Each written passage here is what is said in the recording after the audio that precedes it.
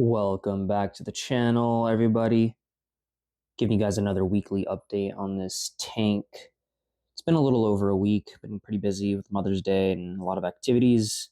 And I did miss water change by like 2 days. Not a huge deal, but you guys can definitely see starting to get a little bit of that brown fuzz algae.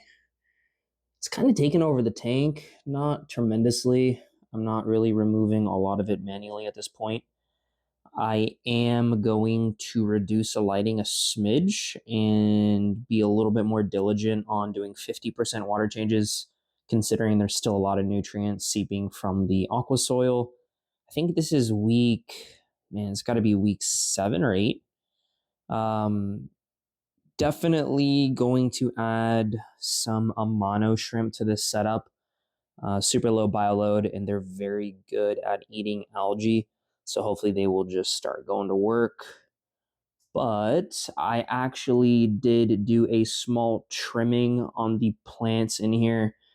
The chain swords were pretty crazy, so I kind of beat them back a little bit because they're a fast growing plant. And I just did a light trimming on the Cripwinty brown and on that um, the tiger lotus. I think it's a dwarf tiger lotus, but can't remember the scientific name of this right now. And I did trim the AR just a smidge. It's a little hard to see right there, but I actually took a little bit of this Myricella. Um, I actually bummed some of this off to my nano tank. It's actually my girlfriend's setup from the last video.